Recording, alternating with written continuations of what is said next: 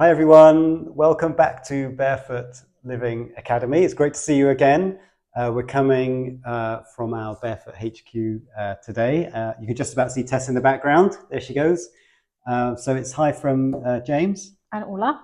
And we've got a really great subject lined up for you today, which is all about. We're going to talk about inner peace. It's the wonderful topic that is very popular, and everyone talks about inner peace, how incredibly valuable and powerful and amazing it is, and it really is. So we're going to, in this short video, talk about what it really is and where it comes from, how to access it. So stay with us, please, and listen what we have to say, because I think you're going to like it. Yeah, inner peace. Goodness me, where do we even start? And Yes. how do we talk about it for what's inner peace for you, James? 15 minutes? Where do you get inner peace from? Yeah, so I think inner peace is specific to the individual. I'll talk about myself in particular. Inner peace for me comes from nature and connecting with nature, connecting with myself through nature. And I think where I am truly at peace is when I have quiet, when I have calm, but when I have contentment in myself. It's quite I suppose, a spiritual moment or religious moment, or whichever word you want to choose. But it doesn't happen when you go looking for it. I don't think it happens when you sort of call it. It comes to you in moments when it comes to me in moments when I'm almost sort of kindly surprised by it. How about you? What does inner peace mean to you, Ella?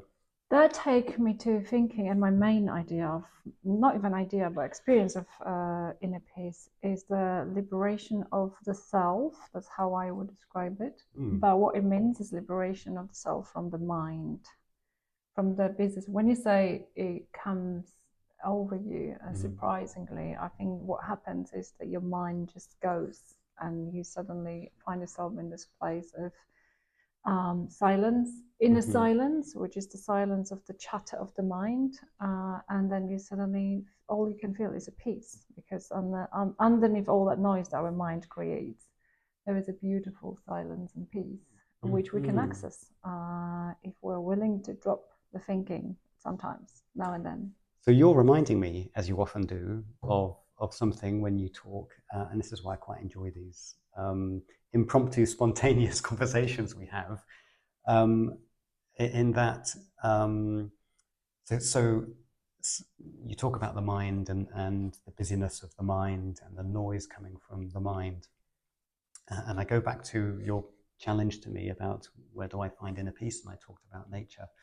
There's a couple of sports that I love, absolutely love doing, which both involve nature and both are solo sports. And one is windsurfing and the other is ultra distance running. And I think when I think of both those sports, this is exactly the same feeling that I had, where I effectively lose my mind.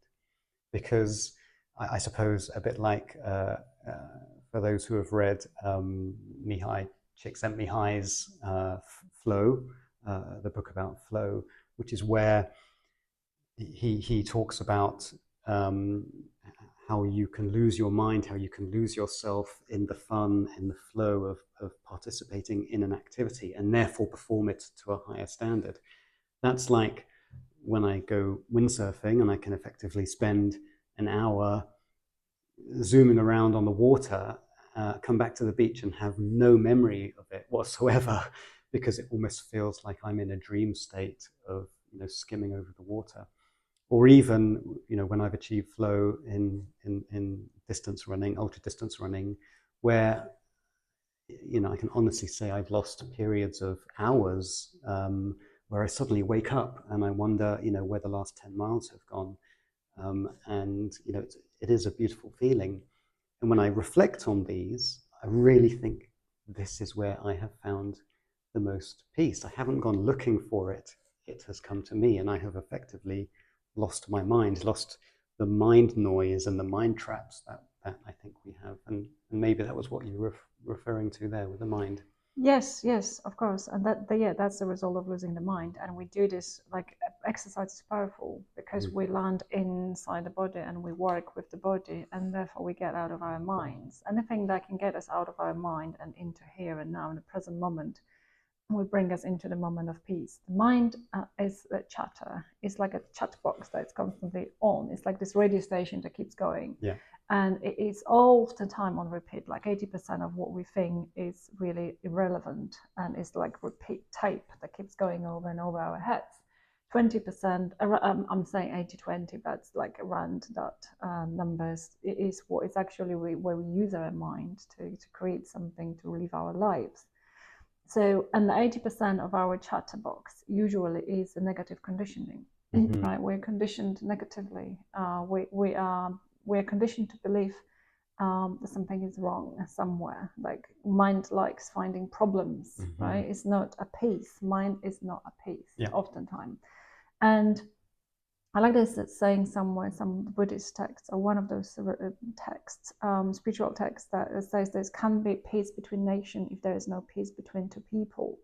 And there can be peace between two people when there is no peace within one person, within yourself. So when I say liberation of self, it's like when you're totally at peace with yourself, right? When your mind doesn't override and it doesn't dilute this beautiful space of peace and the silence, and then creativity, and then natural spontaneous unfolding. So when your mind doesn't jump in and doesn't cause a problem, when it says something is wrong with you, or when it says something is wrong with this moment, or it says something is wrong with the world, or with the people, or with this person in front of me, or something is wrong with life itself, right? Like the mind likes to find the problems, and it can't. It takes us away from inner peace. So the sport is one of the ways that we can get out of the mind and then go into the body, into the flow. And meditation, dance, movement, and a kind of things like anything, and creativity, like creating something, drawing, painting. All of these activities are famous for finding inner peace. That would be my... Well, you've answered, I think, the question I was just about to ask you, which is, okay, so if 80% of the mind, or a large part of the mind, has noise and isn't productive, isn't efficient, then how do we go overriding these instinctive mind traps that we have to focus on negative things or bad things? But you've given some examples, I think, of activities. And also realizing that every time I have a problem, which means mind kicks in, because really most of the time, like really 95% of the time, there isn't a problem in this moment. Like we're doing what we're doing, we're sitting or we're standing or we're walking, and we're doing something, and unless mind kicks in and says there's something wrong, we're just doing that thing. We're in the flow. Like life is a free flow, and it's unfolding beautifully and spontaneously. It's very peaceful, it's very beautiful, it's very nurturing, and it's very warming, and it's a beautiful place, if I could call it like this. But the mind jumps in and says, no, something is wrong, something must be wrong. And so every time when we have a problem, we need to realize mind kicked in, right? How I'm sure some of our viewers are watching this, and maybe they're asking the question, Ulla, of okay, so I want to aspire for this inner peace, this state that you talk about. I want to try to have these feelings, understand the best version of myself, and so forth. How, but they may have a lot of a lot of noise from work or from society or from family and friends and children and so forth, and conditioning. What are the practical next steps that we can follow to try to at least start peeling back the layers towards true inner peace? Yes, so the way I like to look at it and the way I like to work with it is, every time that I find myself in non-peace, I like to ask myself the question, what am I doing right now? What am I doing right now? And look into what I'm doing. Look into the movement of my body, the movement of my action, right? What am I doing right now? Rather than what am I thinking, right? Because a non-peace isn't thinking. It's very rarely in doing. the thing is, if we go wrong thinking, then that wrong thinking will take us into the actions that we wouldn't otherwise, right? If we were at peace, we wouldn't be like, one of the great examples a lot of people struggle is, we wouldn't be throwing ourselves at things like food when we're not hungry, right? Or alcohol, for example, or things that have got hold on us because we are not in control of our thinking. So if we were at peace right now in this moment, our doing will be much more relaxed and much more serving our well-being and happiness and joy, rather than serving our more of unhappiness, right? So I always ask myself the question, what am I doing right now, and why am I doing it? And so that takes me out of the thinking, compulsive thinking, and takes me into this moment right here, right now. What am I doing, and why am I doing this? And that slows down, that makes me, it kicks on the awareness, right? Like I'm suddenly becoming aware, oh, I'm doing this thing, why am I doing it, right? And sometimes nothing really happens, I'm just doing work, and yet my thoughts are running around and taking me in different directions and overriding the present moment peace. The thoughts are overriding the peace. I suppose this is where, as well, we can look to, engage more of the right side of the brain than the left side of the brain. The left side being the practical memory, very masculine side of the brain, must do, must achieve, must think, must assess, must consider.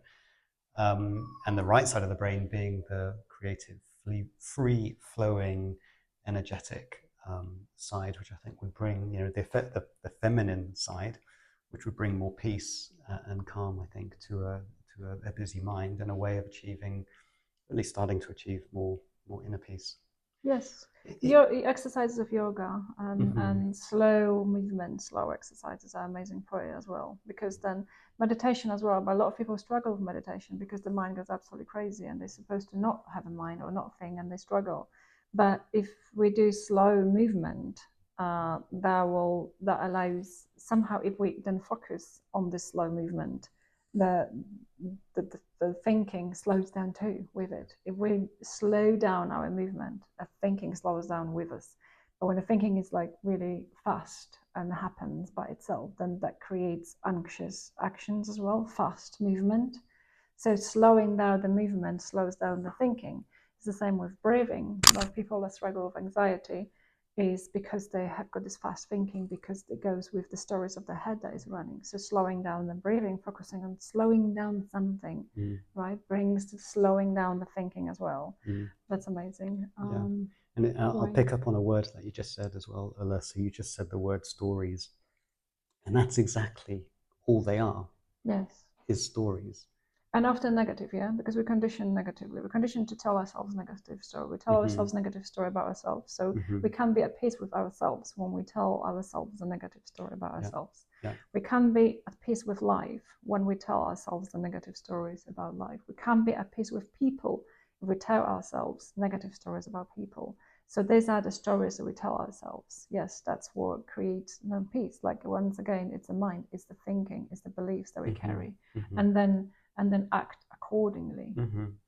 I think as well, just to really bring it down to very basics, there was, I think, the phrase from one of the books that you read, the states. We're either in one of 2 or 3 states. We're either lying down or sitting down. Or, yeah. It's a Byron Katie. So you're only ever sitting down, standing up, or laying down. Like, there's nothing else you're doing. Busyness, it doesn't exist. Busyness is of the mind. Your body only ever is capable of doing the one thing. You're either standing now or sitting or laying down. And then where is the busyness? Oh, I'm so busy, I've got 100 things on my mind, but my body's only exercising one, right?